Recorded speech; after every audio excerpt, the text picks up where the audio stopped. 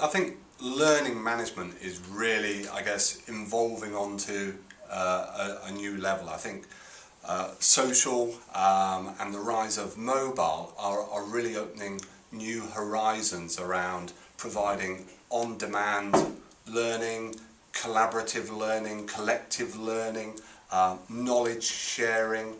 I think also that combined with tighter integration with performance and talent management systems is almost leading to a next generation of collaborative people management systems, really. So big changes there.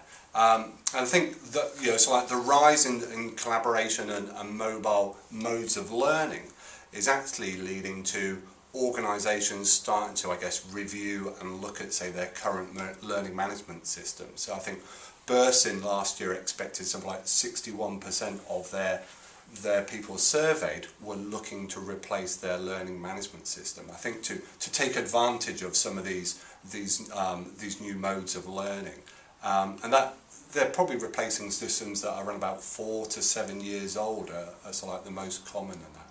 But I think my advice would be is not necessarily to just jump on the bandwagon just because everyone's saying, actually, we're doing social and mobile. There's still a long way to go before it becomes mainstream. But really have the learner in mind, especially with social. It needs to be driven from and by the learner. Really, it's hard to enforce social learning on individuals, really.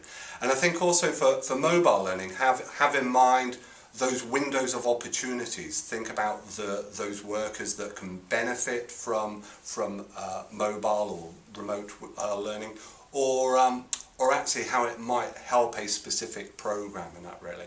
And I think as mobile and social starts to converge, that's really going to help opportunities in terms of, I guess, creating content, sharing content with mobile and remote workers.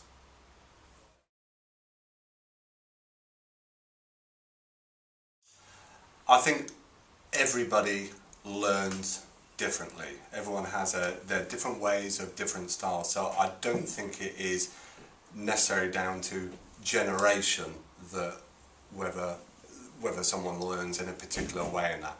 And so I think it's really important that you offer, I guess, a range of learning activities, learning interventions to make sure that the individual is catered for. So they've got the materials, and that's why blended learning is so popular, because it offers different modes, different ways of delivering, say, the same material, the same supporting material that suits us all individually. So it's really around that personalised experience that is more important, and that is not necessarily dependent on the age or generation of the person.